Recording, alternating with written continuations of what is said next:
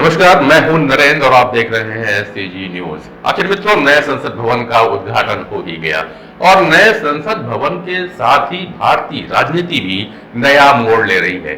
हालांकि नए संसद भवन में भारतीय संस्कृति की वो झलकियां शायद नहीं है जो पुराने संसद भवन के कॉरिडोर में मौजूद है।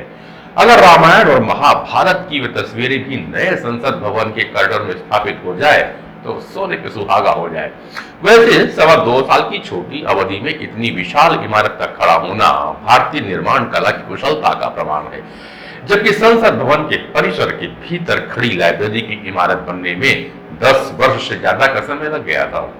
प्रधानमंत्री नरेंद्र मोदी ने नए संसद भवन से उस सांस्कृतिक राष्ट्रवाद की नींव रख दी है जिसे 30 साल पहले लाल कृष्ण आडवाणी ने भारतीय जनमानस में बिठाना शुरू कर दिया था।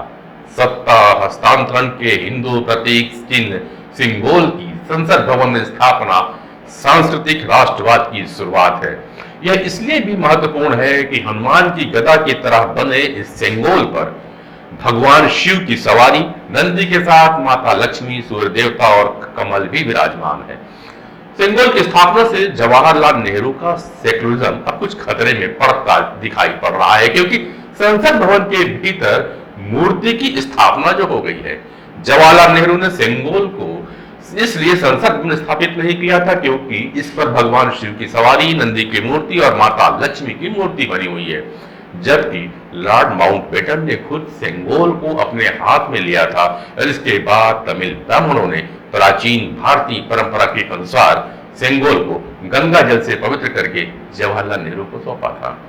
अब जब नरेंद्र मोदी ने सिंबल को संसद भवन में स्थापित करने का फैसला किया तो कांग्रेस ने सत्ता हस्तांतरण के समय जवाहरलाल नेहरू को सिंबल सौंपने की बात को कपोल और कल्पित कहानी बताकर खारिज कर अपने पैर पे कुल्हाड़ी मार ली है। देश के 100 करोड़ हिंदू भारतीय सांस्कृतिक राष्ट्रवाद के उदय होने की इस घटना से प्रफुल्लित है। तब जवाहरलाल नेहरू के सेकुलरिज्म पर माफी मांगने की बजाय कांग्रेस ने मुस्लिम वोट बैंक के चक्कर में फिर वही गलती कर डाली।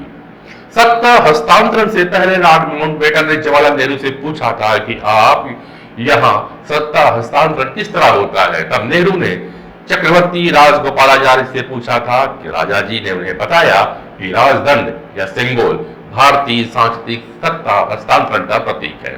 तब तमिलनाडु से विशेष सिंबल बनवा कर मंगवाया गया था। सत्ता हस्तांतरण का वह प्रतीक चिन्ह राजदंड तमिल ब्राह्मणों की उपस्थिति में जवाहरलाल नेहरू को सौंपा गया। जवाहरलाल नेहरू ने उस समय सम्मान पूर्वक ले तो लिया, लेकिन यूरोपीय विचारधारा से प्रभावित नेहरू ने अपनी सेकुलर छवि बनाने के चक्कर में सिंबल को संसद में स्थापित नहीं किया। अलबत्ता इलाहाबाद के अपने व्यक्तिगत संग्रहालय में यह लिखकर रखवा दिया कि यह नेहरू को गिफ्ट में मिली वॉकिंग स्टिक है। इस पूरी कहानी को कांग्रेस के महासचिव जयराम रमेश ने काल्पनिक कहकर हिंदुओं के जख्मों पर और नमक छिड़कने का काम किया है।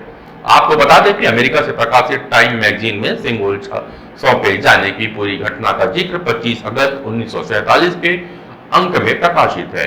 चेन्नई से प्रकाशित हिंदू अखबार में भी इस घटना के बारे में 11 अगस्त को ही विस्तृत रिपोर्ट छापी गई थी।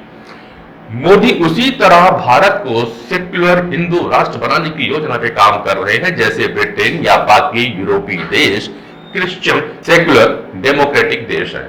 सेक्युलरिज्म के नाम पर धर्म विरोध की राजनीति करने वाले राजनीतिक दलों के समझ में अब यह नहीं आ रहा कि मोदी के हिंदू राष्ट्र के दांव का मुकाबला कैसे किया जाए। वे सिर्फ संविधान की दुहाई दे रहे हैं जो भारत के 100 करोड़ हिंदू जनमानस के गले नहीं उतरती। भारत का 60 से 70% हिंदू तो यह मानने लगा है कि उसकी सभी समस्याओं का कारण नेहरू का हिंदू विरोधी सेक्युलरिज्म ही रहा है। 2014 में शानदार जीत के बाद नरेंद्र मोदी ने संसद में अपने पहले भाषण में कहा था कि 1200 साल की गुलामी भरी मानसिकता हमें परेशान कर रही है। उनका यह बयान कांग्रेस और बाकी सेक्युलर दलों की धारणा के एकदम उलट है, जो मुगल शासन को गुलामी का कालखंड मानते ही नहीं।